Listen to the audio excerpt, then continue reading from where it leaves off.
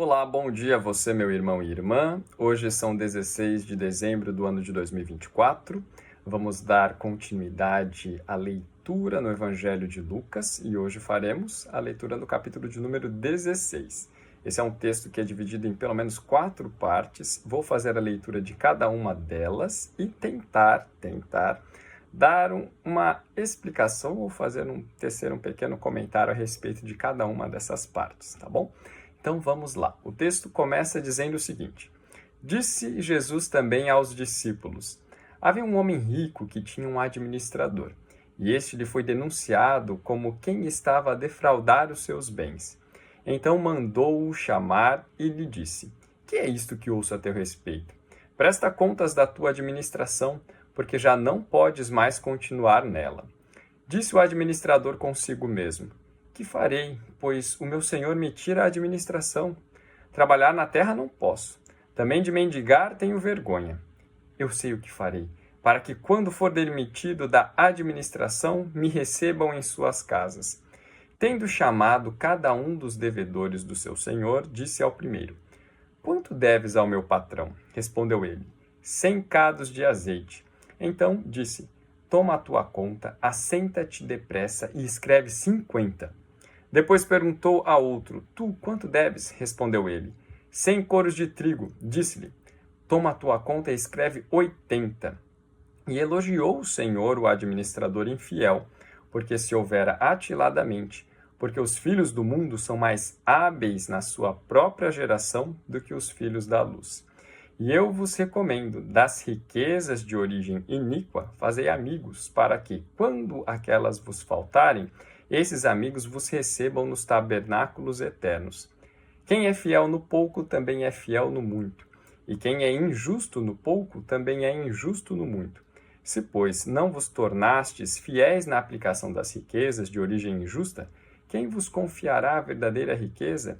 Se não vos tornastes fiéis na aplicação do alheio, quem vos dará o que é vosso?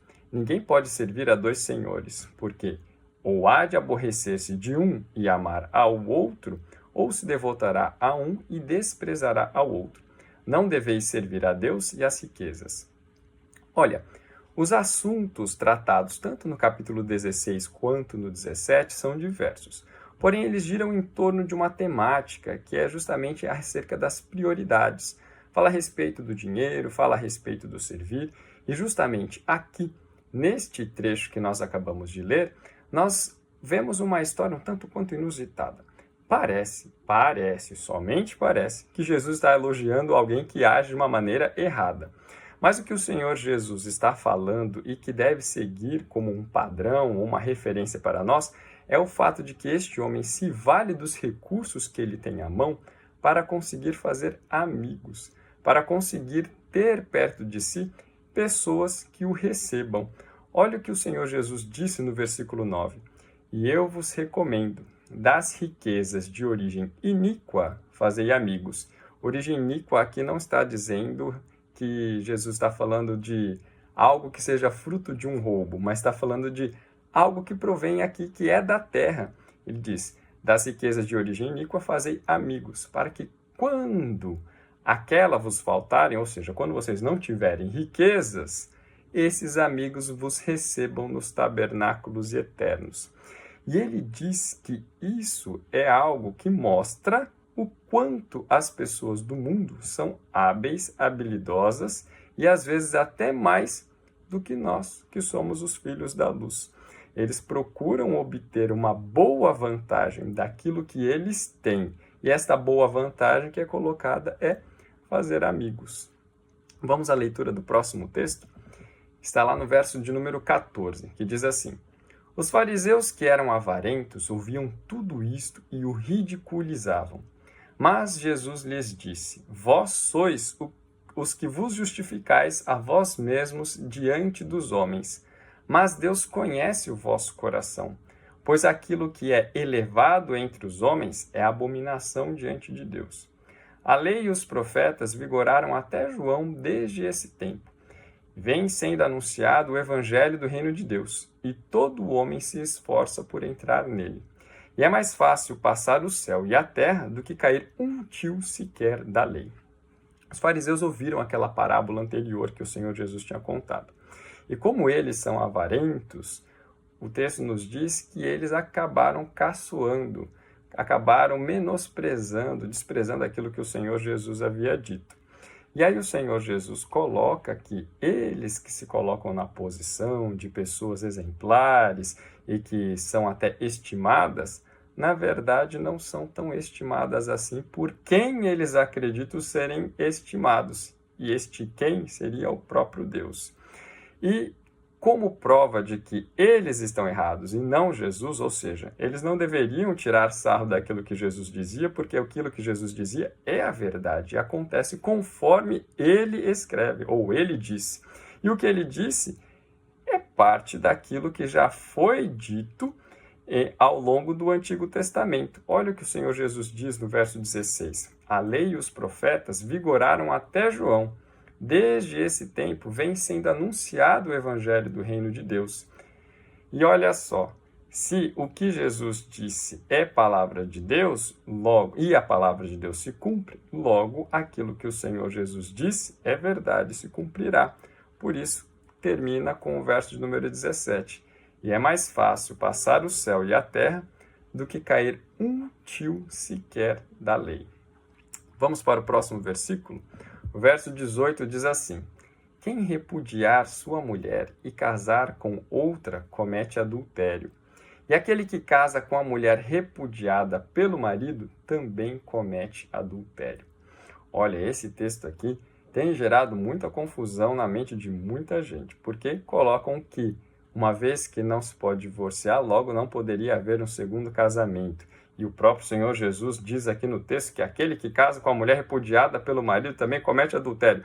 Então seria uma sequência de adultérios, uma vez que alguém divorciado se casaria com outro. Mas não é isso, bem isso que o texto está dizendo.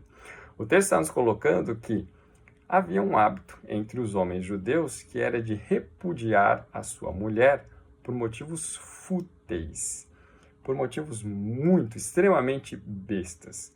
E Jesus está denunciando esse hábito como sendo algo que esconde um pecado que estava contido na ação e no coração daqueles homens.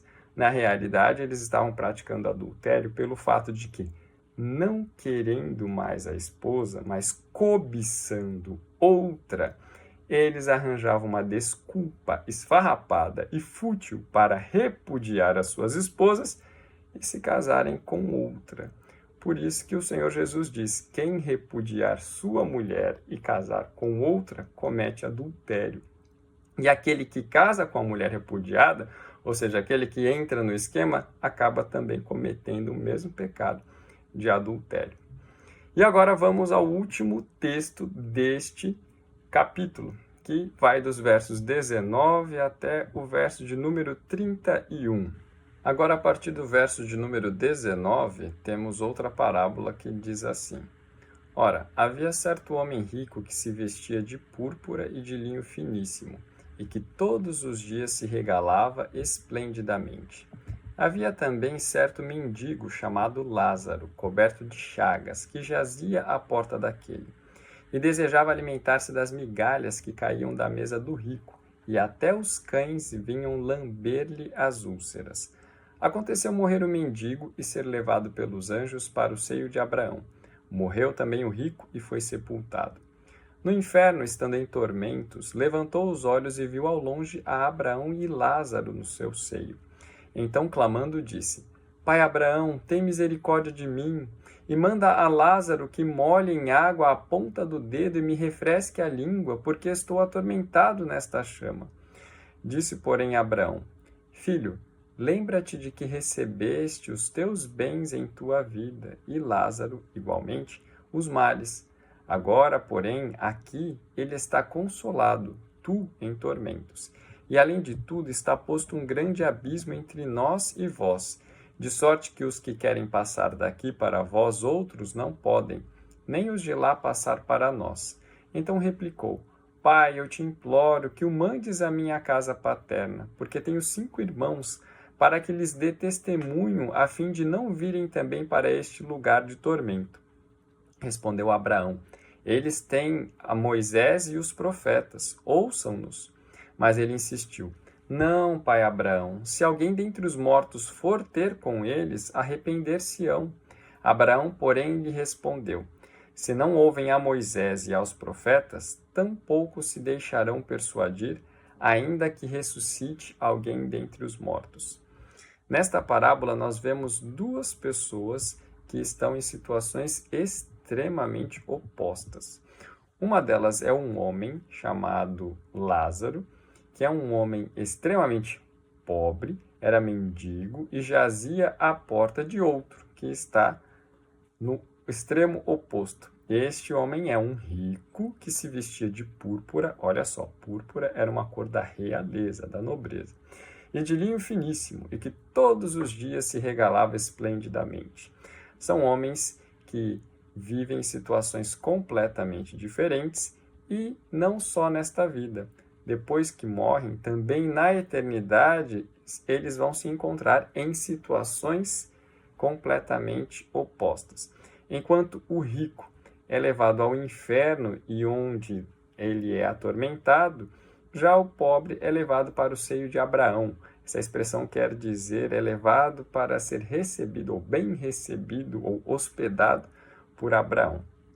E olha só, aquele homem que antes era rico, lá do inferno ele tem a capacidade ou a possibilidade de ver Abraão e Lázaro. E ele não simplesmente pede, mas ele pede a Abraão que ordene Lázaro levar um pouquinho de consolo, de conforto para ele lá no inferno. Só que Abraão diz que não dá para fazer isso porque há uma barreira enorme entre eles, que faz separação entre eles. E Abraão acrescenta que o rico já recebeu tudo o que ele queria, todos os bens dele que ele almejava, esperava, e recebeu em vida, enquanto que Lázaro não. Porém, agora Lázaro recebe o consolo, enquanto o rico os tormentos. Olha só, o texto não está dizendo que o rico, pelo fato de ser rico, está condenado ao inferno. E não está dizendo também que o pobre, pelo fato de ser pobre, ele já está tem garantida a bênção da salvação na eternidade. Não é isso que o texto está nos dizendo, tá? O texto nos mostra, sim, que há alguém que já se gabava de tudo aquilo que conquistou e almejou nesta vida, enquanto que havia um outro que, não tendo nada disso, pelo menos na eternidade, recebeu o seu consolo. Mas o texto nos mostra que, dentro dessa história, que há uma justiça da parte de Deus e, além disso, também fala do seguinte: ele nos mostra o pedido que o homem rico faz a Abraão para que Lázaro, ou alguém dentre os mortos, seja enviado até seus irmãos. Parece que o homem é tomado de uma ligeira compaixão e ele quer então, já que eu não me salvei, então vamos ver se é possível salvar os meus irmãos. Só que a resposta de Abraão mostra aquele homem que não adianta enviar alguém dentre os mortos para poder convencer alguém acerca dos seus pecados, acerca da justiça divina. Olha o que Abraão diz no final: se não ouvem a Moisés e aos profetas, tampouco se deixarão persuadir, ainda que ressuscite alguém dentre os mortos. Ou seja, a palavra de Deus é a única capaz de convencer o ser humano acerca do pecado, acerca da justiça, acerca da salvação em Cristo Jesus. Portanto, não adiantaria, mesmo que alguém dentre os mortos fosse lá para tentar reverter a situação. É somente pela fé na palavra de Deus que alguém pode sim ter a salvação, a libertação da condenação do inferno e garantida a vida eterna com o Senhor. Que Deus os abençoe e que tenham todos um ótimo dia.